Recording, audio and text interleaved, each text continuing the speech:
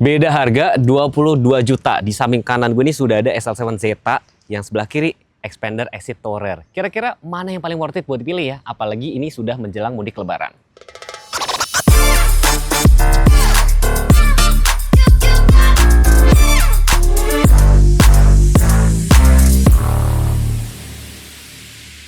XL7 Zeta ini dijual sekitar 275 jutaan, sedangkan untuk Xpander Exit ini Matic dia dijual sekitar 297. Beda harga berarti sekitar 22 jutaan. Kenapa kita compare? Karena sebenarnya ini selalu rame. Bedanya kalau yang XL7 ini adalah masih AT konvensional, ini sudah CVT dan fiturnya pasti ada perbedaan sedikit-sedikit. Kalau kita ngomongin kunci nih, kuncinya ini berbeda teman-teman. Kalau XL8 Zeta ini masih pakai kunci seperti kayak ini, dia keyless doang. Asal teman-teman tahu loh, keyless sama smart key itu beda. Kalau keyless itu ya udah lock unlock itu disebut keyless. Tapi kalau smart entry bentuknya kayak gini. Smart entry itu kalian cukup kantongin untuk buka tutup, tinggal pencet tombol gini doang. Itu disebut smart entry. Kadang-kadang teman-teman kan suka kayak bingung gitu kan.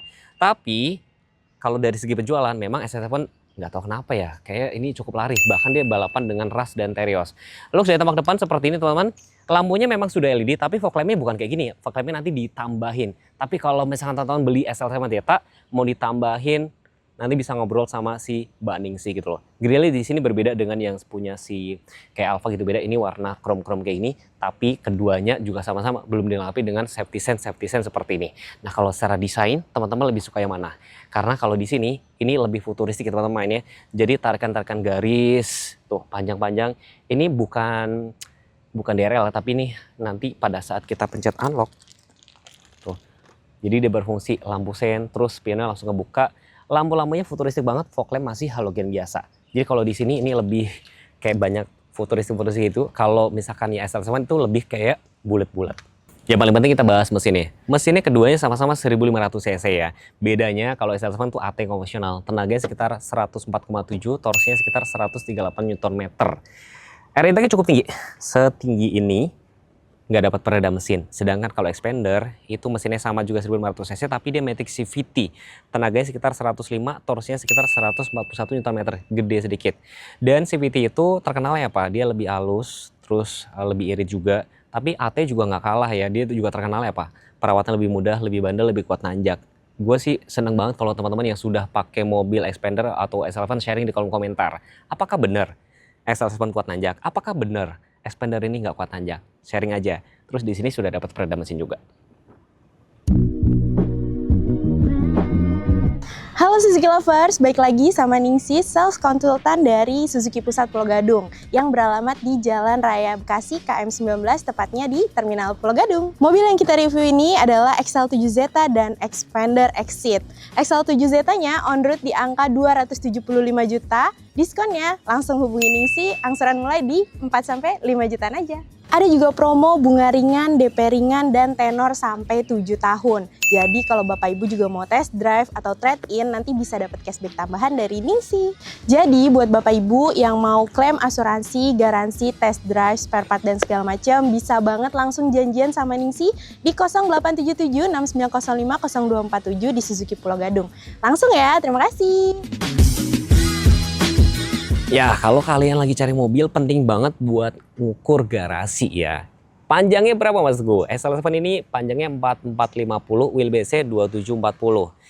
Lebih panjang sedikit ya. Xpander ini panjangnya 4595, wheelbase 2775. Pokoknya lebih panjang, termasuk radius putar. Kalau gue baca-baca, XL7 radius putarnya 5,1, ini 5,2. Beda kan? Ini pokoknya lebih gede-gede gitu loh. Nah, profil bannya untuk si Xpander ini dia 205 55 ringnya 17, sedangkan ini ring 16. Tapi di sini dia rasio bannya lebih gede 60, berarti lebih empuk kasarannya kayak gitu. Velgnya sama-sama matching silver dan hitam. Tetapi bedanya XL8 karena dia SUV di sini arc wheel-nya tuh bahan dop termasuk side skirt juga. Kalau ini kan MPV ya sebenarnya kan. Tapi untuk spionnya di sini sama-sama ada lampu sen juga. Talang air nanti teman-teman tanya sama salesnya dapat apa enggak. Nah karena ini XL7 itu SUV tentunya dapat roof rail. Ini tidak ada roof rail teman-teman. Nah ini bedanya ada smart entry, ini tidak ada. Tangki BBM sama-sama letaknya sebelah kiri. Kalau gue baca-baca sekitar 45 liter. Tapi ada catatan menarik teman-teman. Temen gue tuh punya XL7. Kalau teman-teman tahu My Name X ya. Dia itu kemarin isi BBM tuh sampai 48. Rupanya tuh kayak sampai celah-celahnya katanya kayak gitu ya. Ini juga 45 liter, tapi disarankan memang harus pakai Pertamax ya teman-teman ya. Untuk rem belakang itu keduanya masih tromol keduanya nih, masih tromol. Tapi kayak rem ABS kayak gitu sudah ada. Cuma bedanya kalau untuk si Zeta ini belum dilengkapi Hill Start Assist atau Hill Hold Control kayak gitu. Lampu belakang seperti ini sekilas mirip banget sama R3. Yang terkenal apa? R3 terkenal apa? Nyaman dan segala macam gitu kan. Di sini ada embel SL7, belum dilengkapi dengan defogger, belum dilengkapi dengan spoiler, tapi ada head mount stop lamp. Terus bagasinya itu kalau dibuka, nah dia ada tempat penyimpanan tertutup gitu loh, yang bisa dibalik. Terus ini juga bisa dilipat rata seperti itu. Ada tempat dongkrak lepas sini. Ban serep dia letaknya ada di bawah, masih belum sama sih dengan empat balanya, jadi masih kaleng. Sensor-sensor ada. Sideways hand nggak ada ya, jangan nanya ya. Nah kalau expandernya kayak gini ya, lampunya LED T-shape, ada emblem exit tourer, sensor parkir juga ada. Di sini perpaduan di bumpernya tuh bahan dop seperti ini, kamera mundur juga ada, defogger nggak ada juga. Ini tuh bukan spoiler ya, tapi ada head mount stop lamp. Antenanya shark fin, kalau SL7 kan dia masih short pole kayak gitu. Tapi keduanya juga sama-sama mirip nih. Tempat penyimpanan tertutup, ada sekat-sekatnya. Baris ketiga ini juga bisa dilipat rata, ada tempat dongkrak seperti ini. Ban serep itu ada letaknya di bawah, masih kaleng juga. Jadi keduanya sama-sama. Ngomongin interior, pada saat gue duduk di sini ini berasa mobil ini tuh gede. Jadi gampangnya itu gini loh, kalau kalian pengen cari mobil seharga low MPV atau low SUV ini lebih gede gitu loh. Bahkan sampai ada kayak bilang, wah ini senyaman Innova, segede Innova. Tapi kan jadinya agak mikir gitu kalau bawa mobil ini nggak compact. Nah kalau SL7 tuh lebih compact. Nanti kita coba di sana nih. Di sini setirnya itu sudah tilt teleskopik teman-teman. Tilt teleskopik, dan kalau teman-teman nggak, ini setirnya mirip banget punya X-Force. Rem tangannya masih tarik manual, mekanikal, tapi gue nggak bisa bilang ini jadi kelemahan. Ada juga orang yang suka kayak ini. Transmisinya tuh PRN DL, terus di sini ada DS atau mode sport. Kurang lebih kayak itu yang bakal kepake buat apa? Misalkan buat nanjak atau buat nyalip kayak gitu. Di sini ada tempat cup holder, di sini ada konsol. Konsolnya kayak nanggung, mungkin kalau konsolnya dibikin kayak agak gede enak gitu ya. Terus di sini ada kayak ada power outlet, USB, AC-nya masih putar-putar kayak kompor. Spion dalam masih DNF biasa. Sun visor ini nggak ada kaca, yang ada kaca cuma sebelah kiri ya, sebelah kiri. Jarak kepala cukup oke, pilarnya cukup gede. Pada saat duduk sini memang berasa ini cukup gede banget gitu. Di sebelah kanan cuma ada tombol start engine, electric mirror, matiin traction control, dan sini bahannya itu masih plastik semua. Dan seperti mobil MPV pada umumnya, di sini tentunya banyak tempat untuk cup holder kayak gini. Lagi-lagi paling beda antara si SL7 ini adalah ini Matic CVT. Nah, kalau SL7 Zeta ini disclaimer dulu ya. Ini adalah mobilnya Mas Gilang yang sudah dikasih pinjam. Thank you Mas Gilang ya. Ini gue duduk di sini tuh merasa lebih compact. Jadi kayak cocok buat teman-teman yang pengen mobilnya compact tapi 3 baris. Ini lebih compact. Dipakai harian juga masih oke, pakai kerja atau masih single juga masih oke gitu loh ibaratnya kan. Menurut gue nggak terlalu bapak-bapak banget menurut gue ya. Ini lebih compact. Yang tadi gue bilang radius puternya 5,1, si Xpander kan 5,2. Ini lebih compact. Ada beberapa catatan, kayak misalkan nih, ini cuma tilt doang, belum teleskopik teman-teman. Tapi ada beberapa nilai plus nih ya. Di sini dia AC-nya ada tombol-tombol, terus ada defogger depan. Ini AC-nya tuh, sistem pencet. Jadi kelihatannya lebih canggih kan tuh, enak. Paling ini putar-putarnya tinggal untuk blower sama yang suhu doang kayak gitu. Dia kayak max kayak gini, sirkulasi udara dalam, semburannya cukup lengkap atas bawah kayak gini. Tapi defogger depan ini menurut gua ngebantu banget kalau pas lagi hujan. Ini kan sering kayak berembun, ini cukup ngebantu.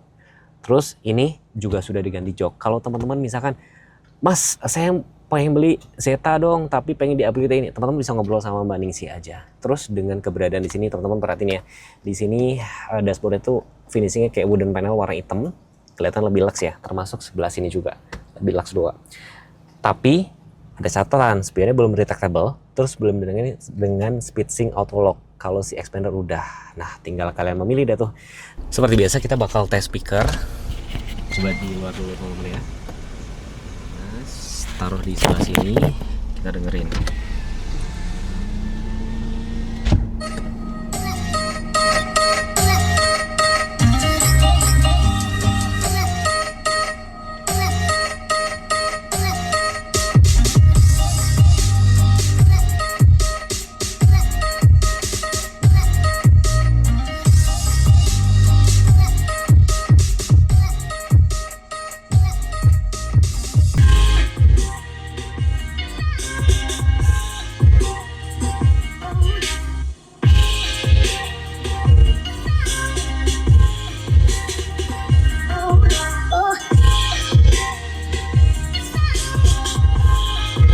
Tuh, dia ada tombol mute di sini yang menurut gua sangat ergonomis, mudah dijangkau. Speakernya kok bagusan ini ya? Gue jadi ragu apakah aslinya standarnya dapat kayak gini atau ini udah di-upgrade sama Mas Gilang ya. Nanti teman-teman nanya aja sama Mbak Ningsi aja deh kayak gitu ya. Ini menurut gue speakernya cukup oke, kabinnya juga cukup kedap sih gitu loh teman-teman. Dengan wheelbase 2775, teman-teman bisa lihat selapang apa mobil ini tuh. Jarak kakinya cukup oke, ya kan? Lebar banget. Jarak kepala juga cukup tinggi. Ada blower AC di sini. Jadi mobil keluarga syarat wajibnya harus ada AC double blower. Ada Isofix, bahannya memang masih fabric, jadi ada cantolan baby car seat, terus headrestnya ada 3. Kalau misalnya teman-teman yang duduk cuma 2 orang, ini bisa difungsikan untuk jadi nih armrest, ada tempat cup holder juga. Cuma di sini sayangnya tidak ada port sama sekali ya, tidak ada. Terus di sini sudah handle-nya sudah chrome tapi plastik semua teman-teman. Ada handle plastik sebelah sini. Lagi-lagi karena ini mobil keluarga, banyak tempat cup holder buat taruh minuman. Seat belt pocket juga ada kanan dan kiri ya. Gitu teman-teman. Terus baris ketiga, teman-teman nanti yang bandingin sendiri, kira-kira lebih gedean mana antara si S11 sama si Xpander ini. Dengan wheelbase 2740 menurut gue juga sudah cukup lega. Bahkan sekarang SUV atau MPV zaman now sekarang wheelbase-nya sudah 2727 gitu loh teman-teman.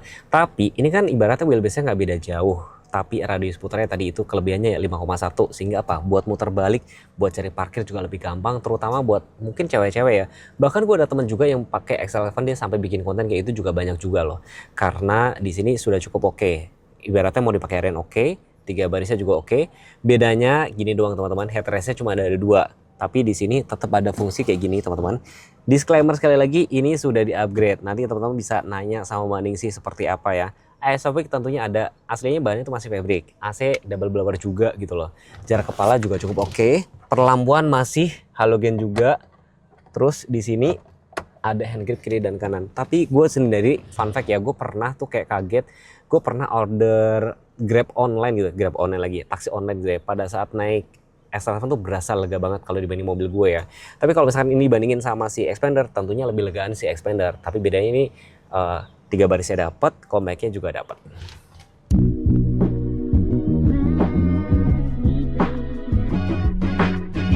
Seperti biasa gue bakal ngobrol sama salesnya nih. Mbak Ningsi dari Suzuki mana nih? Aku dari Suzuki Pusat Pulau Gadung. Ya sebenarnya ini kita sudah beberapa kali review komparasi nih ya. Dan kita tanya dulu harganya. XL7 Zeta ini harganya berapa? On road-nya di angka 275 juta rupiah. Sedangkan kalau Xpander X ini harganya sekitar 297 varian Matic CVT-nya. Nah kasih alasan kenapa harus ambil XL7 Zeta dibanding sama si Xpander ya?